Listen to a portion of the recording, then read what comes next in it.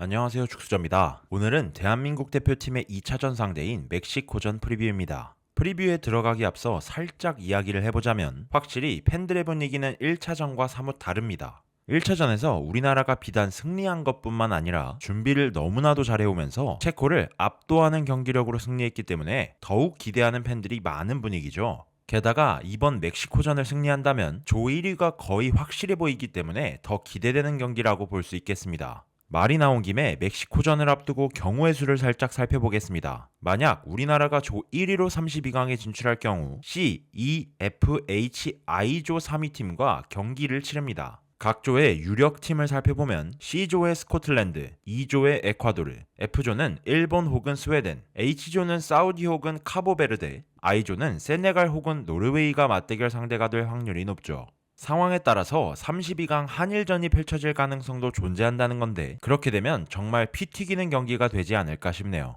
일정 같은 경우 7월 1일에 예정되어 있기 때문에 체력적인 부담을 크게 느끼지는 않을 수 있다고 보고 경기장 역시 비교적 가까운 멕시코시티 스타디움에서 예정되어 있습니다. 물론 과달라하라보다 훨씬 높은 고지대이긴 합니다. 만약 우리나라가 조 2위로 32강에 진출한다면 B조 2위 팀과 맞대결하게 됩니다. B조 같은 경우 캐나다, 보스니아, 스위스, 카타르가 속해 있습니다. 현재 모두 한 경기씩 치렀고 4팀 모두 승점 1점씩을 나눠 가졌죠. 객관적인 전력만 놓고 본다면 스위스가 1위를 할 확률이 높기 때문에 캐나다 혹은 보스니아와 32강을 치를 확률이 높습니다. 일정 같은 경우 1위로 진출했을 때보다 이틀 빠른 6월 29일에 예정되어 있습니다. 휴식 시간이 부족한 일정이기 때문에 체력적인 부담이 있을 수 있겠죠. 경기장 같은 경우 한인들이 정말 많이 속해 있고 손흥민의 도시가 된 LA 스타디움입니다. 물론 멕시코 몬테레이에서 LA까지 이동해야 하는 일정이기 때문에 장거리 이동에 대한 피로감도 있을 수 있습니다. 여러 상황을 볼 때 정말 1위가 가능하다면 1위로 32강에 진출하는 것이 좋다고 볼 수 있겠습니다. 멕시코 얘기를 해봐야겠죠. 멕시코는 현재 피파 랭킹 13위, 개최국 자격으로 예선 없이 곧바로 본선에 자동 진출했습니다. 조별리그 1차전 남아프리카 공화국과의 경기에서는 키뇨네스의 선제골, 라우리 메네스의 추가골에 힘입어 2대0 완승을 거두었고요. 좋은 분위기로 2차전 한국을 맞이하나 싶었지만 센터백 세사르 몬테스가 경기 종료 직전 다이렉트 퇴장을 당하면서 변수가 생기게 되었습니다. A조에서 강력한 1위 후보임에는 틀림이 없지만 우리나라가 이기지 못할 상대는 절대 아니라고 평가하고 싶습니다. 멕시코의 월드컵 소집 명단을 간단히 볼까요? 멕시코의 간판 공격수, 이번에 풀럼에서 울버햄튼으로 다시 이적하며 황희찬과 일단 한솥밥을 먹게 된 라우리 메네스와 요한 바스케스, 에드손 알바레스, 산티아고 히메네스, 알바로 피달고 등 유럽파 선수들 모두 합류했고요. 사우디 리그의 쟁쟁한 공격수들을 제치고 득점왕을 차지한 멕시코의 주포 키뇨네스 역시 명단에 합류했습니다. 주목할 점으로는 1차전 나란히 선발 출전했던 알바로 피달고와 브라이언 구티에레스는 각각 스페인과 미국 출신이죠. 이번 월드컵을 앞두고 멕시코 대표팀에 합류하면서 멕시코의 중앙을 책임지는 주축 선수들이 되었습니다. 대한민국이 경기해야 할 선수들이라고 볼 수 있겠네요. 멕시코의 전술 스타일도 살펴보겠습니다. 멕시코의 기본 포메이션은 4-3-3이지만 실제 빌드업할 때 포지션은 약간 다릅니다. 3-1-4-2 혹은 3-4-3 형태로 빌드업을 시작하는데 후방 빌드업의 핵심은 수비형 미드필더인 리라입니다.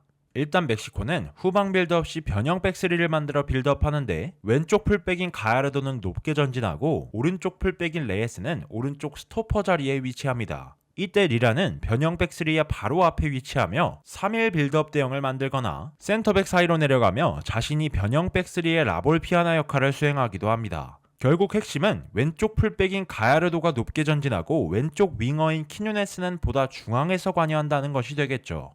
이처럼 멕시코의 공격 핵심은 왼쪽에 있습니다. 사우디 리그 득점왕인 키뉴네스가 가야르도의 도움을 받아 중앙에서 영향력을 끼치며 보다 득점에 관여하는 것이 특징이라고 볼 수 있죠. 이때 왼쪽 메잘라인 피달고는 자신의 짝인 구티에레스보다 살짝 내려와 공수 연결고리 역할을 수행합니다. 이따 멕시코의 오른쪽 공격에 대해서도 설명하겠지만 멕시코는 전환에 장점이 있는 팀입니다. 오른쪽 윙어인 알바라도가 넓게 벌려서고 왼쪽은 풀백인 가야르도가 넓게 벌려서면서 전환을 통해 순간적으로 중앙으로 들어와 득점을 해내는 것이 특징인 팀이죠. 우리나라의 오른쪽 수비를 책임질 설령우와 이한범이 가장 경계할 멕시코의 핵심 트라이앵글이라고 보시면 되겠습니다.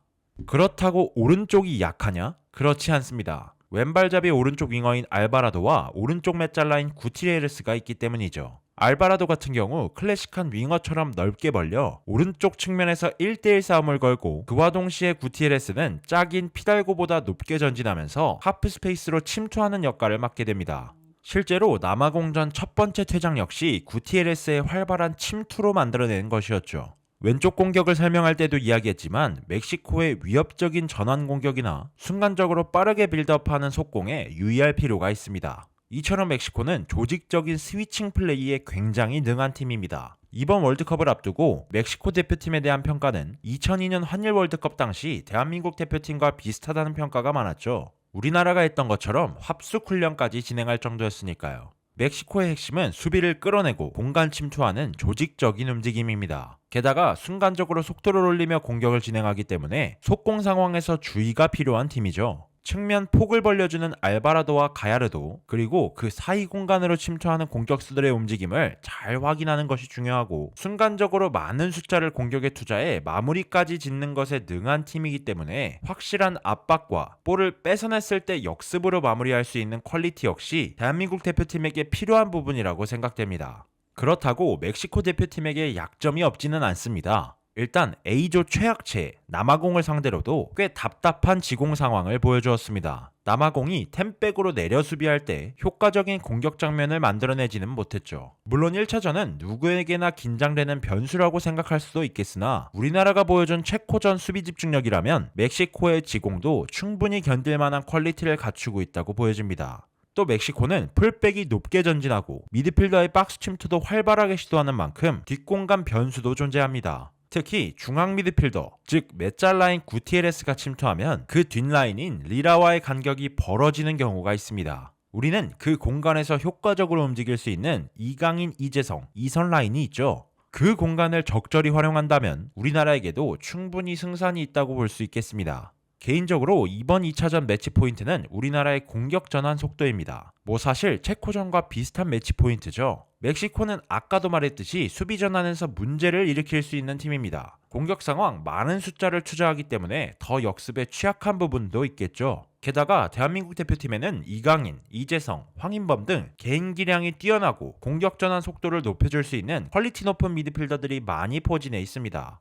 멕시코의 공격을 끊고 순간적으로 빠르게 올라가 마무리까지 짓는 공격이 자주 나오게 된다면 멕시코가 많은 숫자를 공격에 투자하기 어려워질 것이고 효율적인 공격을 할 수 없게 되겠죠. 우리나라의 공격 전환 속도를 높여줄 자원들의 활약이 있다면 충분히 공략 가능한 상대라고 볼 수 있겠습니다. 지난 체코전처럼 점유율을 높이며 체코를 압도했던 경기와는 다른 양상으로 흘러갈 가능성이 높습니다. 또 한 가지의 매치 포인트자 우리나라에게는 최대 변수입니다. 바로 개최국 버프인데요. 지난 남아공전을 보니 응원과 야유가 정말 장난 아닙니다. 이 뜨거운 연기를 버텨낼 멘탈이 필요하다고 볼 수 있겠죠. 대한민국 대표팀 선수들은 멕시코 선수들에 비해 개인 기량에서 뒤지지 않습니다. 게다가 1차전에서 보여준 좋은 폼들은 팬들이 기대하는 첫 번째 요소죠. 때문에 우리나라가 얼지만 않는다면, 멘탈적으로 긴장하지만 않는다면 충분히 상대할 만한 팀으로 보여집니다. 또한 체코전 최대 변수였던 우리나라의 고지대 적응 훈련 이점은 이제 완전히 사라졌습니다.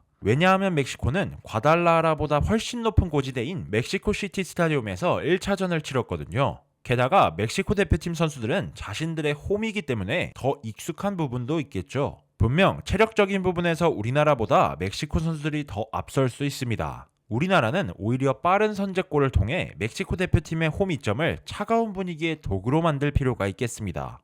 대한민국과 멕시코의 A조 조별리그 2차전은 6월 19일 오전 10시 과달라하라 스타디움에서 펼쳐집니다. 우리나라의 경우 1차전을 치렀던 장소라는 점에서 꽤 이점으로 작용하겠죠. 역대 전적은 4승 3무 8패로 우리나라가 많이 뒤져 있습니다. 가장 최근 맞대결이었던 지난해 9월 평가전에서는 2대2 무승부를 거두었습니다. 게다가 우리가 많이 기억하는 2018년 월드컵에서도 조별리그 2차전에서 만나 1대2로 패했던 기억이 있죠. 당시 장현수가 만세 태클로 PK를 내줬던 바로 그 경기입니다. 그만큼 우리나라와 멕시코의 상성은 좋지 않고 우리나라는 역대 월드컵에서 단 한 번도 2차전에서 이기지 못했을 만큼 심각한 2차전 징크스를 앓고 있습니다. 상성과 징크스를 깨고 승리해서 조 1위를 차지해줬으면 좋겠습니다. 만약 승리한다면 승자승을 우선으로 하는 이번 월드컵 특성상 조 1위가 확정적입니다. 멕시코 대표팀에게 변수가 하나 존재합니다. 바로 핵심 중앙 수비수인 세사르 몬테스의 퇴장 징계 결장인데요. 아마 에드손 알바레스가 센터백이 가능한 선수이기 때문에 그 공백을 메꿀 것으로 보이지만 분명 핵심 센터백 듀오 중 한 명이 결장하는 것은 수비 조직력에서 문제를 일으킬 수 있다는 말입니다. 게다가 이번 경기에서 주장 완장을 달고 나섰고 수비 리딩을 맡는 선수이기 때문에 그 변수는 더 크게 작용할 수도 있겠습니다. 대한민국 대표팀의 예상 선발 라인업은 1차전과 크게 다르지 않을 것으로 보여집니다. 최전방 손흥민과 2선 이재성과 이강인, 3선 미드필더에는 백승호와 황인범, 센터백에는 이기혁, 김민재, 이한범, 골키퍼 김승규까지 그대로 나설 것으로 보이죠. 오른쪽 풀백은 서령우가 나올 것으로 보이지만 왼쪽 풀백은 아직 미지수입니다. 이태석 선수가 1차전 좋은 모습을 보여줬지만 옌스가 언제든 선발로 나설 수 있는 가능성도 존재합니다. 그래서 저는 옌스 선발을 한 번 더 밀어보겠습니다. 이번 경기는 중원에 힘을 실어주고 보다 하프 스페이스 공략에 힘을 실어줄 수 있는 옌스 선발이 더 효과적이지 않을까 싶거든요. 또한 오연규의 선발 가능성과 백승호 자리에 대한 변수도 생각해봐야 할 문제입니다. 그럼에도 불구하고 1차전 복분 라인업이 가장 가능성이 높다고 볼 수 있겠습니다. 좋은 경기력과 확실한 준비로 16년 만에 1차전 승리를 가져간 대표팀이 사상 첫 2차전 승리까지 가져오면서 조 1위를 확정지어줬으면 좋겠습니다. 감사합니다.